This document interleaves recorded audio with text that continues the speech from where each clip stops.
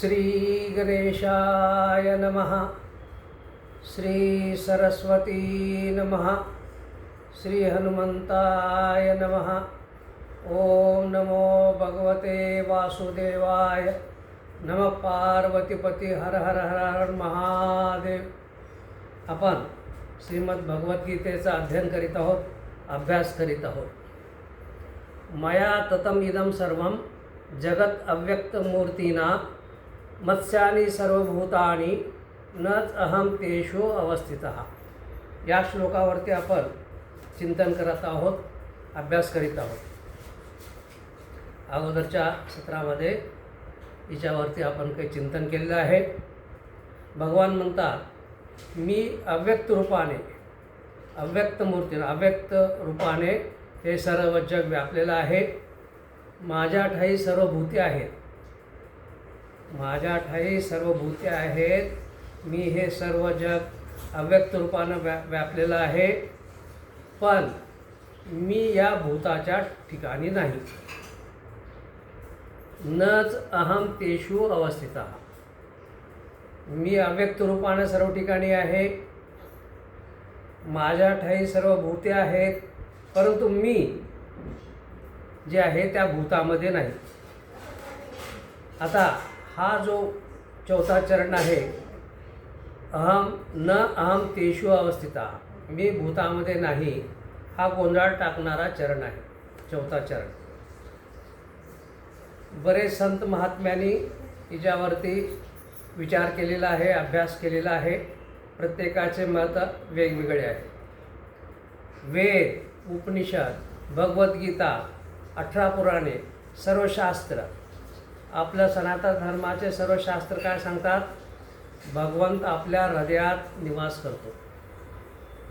प्रत्येक ठिकाणी भगवंत म्हणतो, हे मानवा मी तुझ्या हृदयामध्ये निवास करतो, असं सर्व शास्त्र सांगतं। मग हे शरीर भगवंताचं राहण्याचं ठिकाण आहे, परंतु इथं भगवंत काय म्हणतात? इथं भगवंत काय म्हणतात? मी भूताच्या ठिकाणी नाही। ज्ञानेश्वर महाराज म्हणाले होते की तैसा हृदयामध्ये मी रामू, असता सर्व सुखाचा आरामो, की भ्रांतासी कामू विषयावरी। मी हृदयामध्ये राम म्हणून राहतो, असं ज्ञानेश्वर महाराज ठासून सांगतात की मी राम म्हणून सर्वाच्या हृदयामध्ये ठासून आहे। आणि परंतु तुम्ही सर्व संसारिक मनुष्य विषयामध्ये, विषयाच्या भ्रमामध्ये पडलेले आहात, असं ज्ञानेश्वर महाराज आत्ताच म्हणाले। आणि आता आणखीन श्रीकृष्ण महाराज काय म्हणतात की मी या भूतामध्ये नाही, न अहम तेषु अवस्थितः। म्हणजे काय? आताच पलटी मारली आहे पण म्हणतात आणि नाही पण म्हणतात। आता काय, कोणतं खरं धरावं, कोणतं खरं धरू नये? आता याच्यामध्ये संत महात्मे वेगवेगळ्या प्रकारे याचा अभ्यास केलेला आहे आणि ह्या श्लोकाचा फोड करण्याचा प्रयत्न केलेला आहे प्रत्येकाने। आता वेदामध्ये एक रज्जू सर्प न्याय येतो। रज्जू सर्प न्याय म्हणून एक कहाणी आहे। आपण संध्याकाळी रात्र झालेली आहे, आपण वाटेने चालत असतो, त्या वाटेवरती एक रज्जू म्हणजे दोरी म्हणा, दाव म्हणा, रस्सी ही पडलेली असते। मग आपल्याला काय वाटतं? हा साप आहे, आपण भीतो। त्या रस्सीला बघून, त्या दाव्याला बघून आपल्याला वाटतं की ते साप पडलेला आहे, अंधार आहे। अंधारामध्ये आपल्याला काय भासतं की इथं साप आहे, परंतु तो खरोखर साप नसतो, ती दोरी असते। उजेड पडला, प्रकाश आला की आपल्याला ते भासतं काय आहे? ती दोरी आहे। तशाच प्रकारे ह्याला रज्जू सर्प न्याय म्हणतात। ज्ञान झालं, आपल्याला जी भ्रांती झाली होती की हा साप आहे, ती अंधार म्हणजे काय? अज्ञान।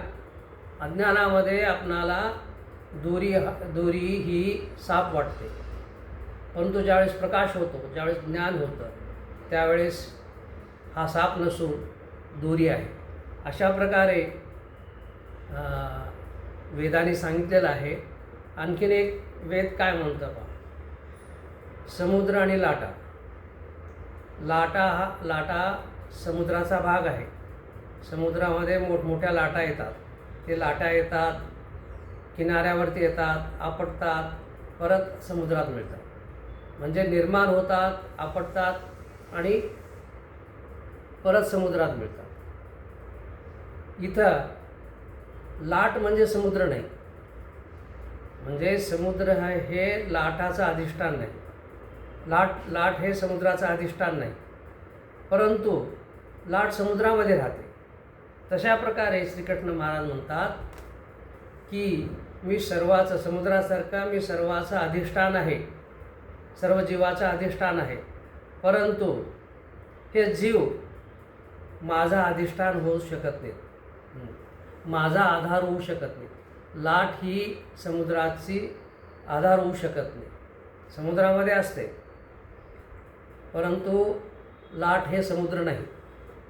समुद्राचा एक भाग आहे, ठीक आहे, परंतु लाट म्हणजे समुद्र नाही. अशा प्रकारचं वेदाची भाषा आहे समजावून देण्यासाठी. आता ज्ञानेश्वर महाराज काय सांगतात? ज्ञानेश्वर महाराज म्हणतात की हिच्याबद्दल की मी, म्हणजे भगवंत म्हणाले होते ना, सर्व माझ्यामध्ये आहेत परंतु मी त्यांच्यामध्ये नाही. ते ज्ञानेश्वर महाराज काय सांगतात? ज्ञानेश्वर महाराज म्हणतात, महदादी देहाते ये अशेषी भूते परी माझ्या ठाई बिंबते जैसे जळी फेन. जसा पाण्यावरती फेस येतो पहा, आपल्याला पाहिलेला पाण्यावरती फेस आहे, तशा प्रकारे हे सर्व महदादी म्हणजे महत्पासून लहान चिटीपर्यंत हे सगळे जे जीवजंतू आहेत ते माझ्या ठाई भासले जातात. म्हणजे माझा त्यांना आधार आहे, माझ्या ठिकाणी भासतात. जसं फेस पाण्यावरती राहतो तसे हे सर्व जीव माझ्यावरती राहतात. तैसी भूते ये माझ्या ठाई बिंबती तया माझी मी नाही.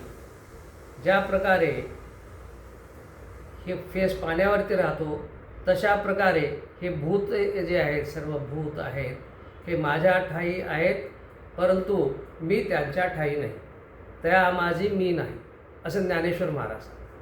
म्हणजे श्रीकृष्ण महाराज म्हणाले की सर्व भूते माझ्या ठाई आहेत, परंतु मी ह्या भूताच्या ठाई नाही.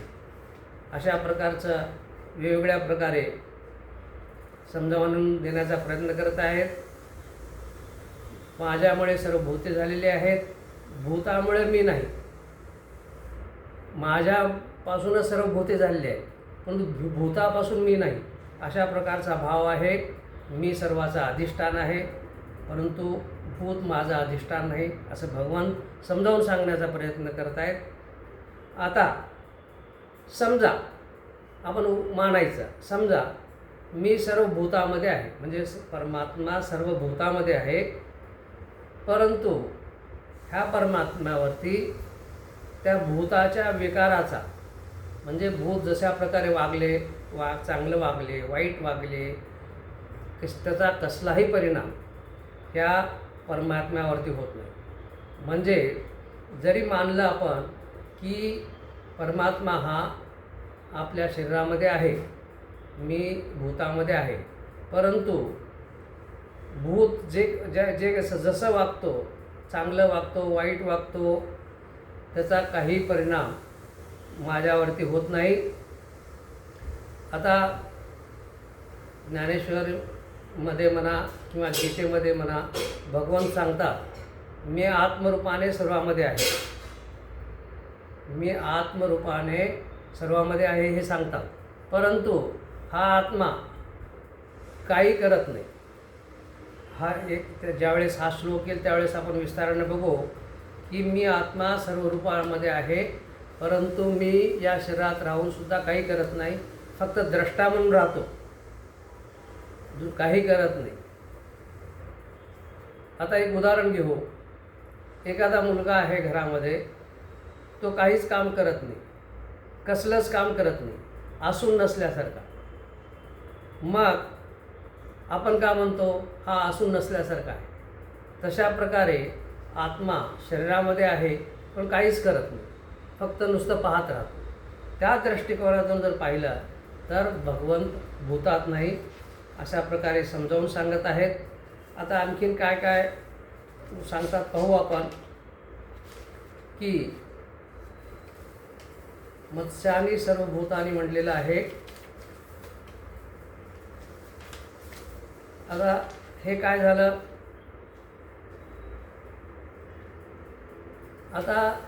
आतापर्यंत जे काही आपण पाहिलं हे ज्ञानाच्या दृष्टिकोनातून पाहिलं. ज्ञानी कसा विचार करतो त्या दृष्टिकोनातून आपण पाहिलेलं आहे. आता भक्त म्हणा किंवा कर्मयोगी म्हणा, कशा प्रकारे याच्याबद्दल विचार करतो हे आपण पाहू. आता की भक्ताच्या दृष्टिकोनातून याचा जर अभ्यास केला, भक्ताचा काय भाव आहे ह्या चरणावरती, या श्लोकावरती. आता काय पहा, हा जो श्लोक आहे हा 4था श्लोक आहे. हे अध्याय 9व्याचा 4था श्लोक आहे. तो अगोदरच्या 3ऱ्या श्लोकाच्या नंतर आलेला आहे.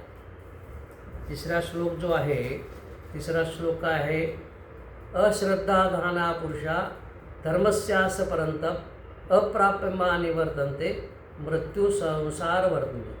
म्हणजे अश्रद्धावान मनुष्याबद्दल जे वर्णन केलं होतं 3ऱ्या श्लोकामध्ये, तिच्यानंतरच हा 4था श्लोक आला.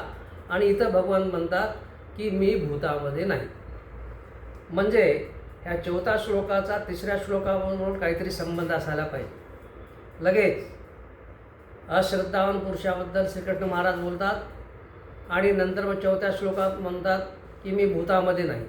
म्हणजे याचा अर्थ असा की या 4था श्लोकाचा 3ऱ्या श्लोकाबरोबर काहीतरी संबंध आहे. मी काय सांगतो बघा, थोडं लक्ष देऊन आहे का. आता भक्त कशा दृष्टिकोनातून पाहतो? भक्ताचं काय असतं? भक्त का म्हणतो? जो भक्ताचा विचार वेगळा असतो. भक्त का सगळीकडे देव पाहतो, आपल्या हृदयात भगवंत आहे पाहतो आणि सर्व चराचरामध्ये भगवंत आहे असं भक्ताची धारणा असते. परंतु जो भक्त नाही, ज्याची श्रद्धा नाही भगवंतावरती, त्याच्यामध्ये तो काय म्हणतो, मी भगवंताला काही मानत नाही, भगवंत माझ्या हृदयात काय नाही, जे काय करतो मी करतो, भगवंत कुठेच नाही. ज्याची श्रद्धा भगवंतावरती नाही आहे तो भगवंताला मानत नाही, तो नास्तिक आहे. त्याच्या दृष्टिकोनातून, त्या नास्तिक मनुष्याच्या दृष्टिकोनातून पाहिलं तर भगवंत भूतामध्ये नाही. अशा प्रकारचं भक्ताची भावना असते. समजा भगवंत प्रत्येकाच्या हृदयात आहे, पशुपक्ष्याच्या हृदयात जर आहे असं मानलं तर कोणी कुणाची हत्या केली नसती, कोणी पशुला मारलं नसतं, पक्षाला मारलं नसतं आणि त्यांचं मांस खाल्लं नसतं. मी काय सांगतो बघा, आपलं जे अश्रद्धावान आहेत त्यांची भावनाच नसते की भगवंत सर्वाच्या हृदयात आहे. तो जर हृदयात असला असता, असं मानलं असतं, त्यांनी पशुमध्ये मानलं असतं, पक्षामध्ये मानलं असतं, तर त्याची हत्या केलीच नसते आणि त्यांचं मांस खाल्लं नसतं. हा गहन विषय आहे. मी हळूहळू सांगण्याचा प्रयत्न करतो आहे. याच्यामध्ये बरेच ज्ञानी पुरुष पण घोटाळ्यात पडलेले आहेत. कोणाचा विचार कसा आहे, कोणाचा विचार कसा आहे. मी आपल्या साध्या भाषेमध्ये, संसारिक मनुष्य आहोत आपण, साध्या भाषेमध्ये सांगण्याचा प्रयत्न करतो. हिच्यावरती थोडं विस्ताराने सांगण्याचा प्रयत्न करतो, कारण हे 2 श्लोक फार महत्त्वाचे आहेत.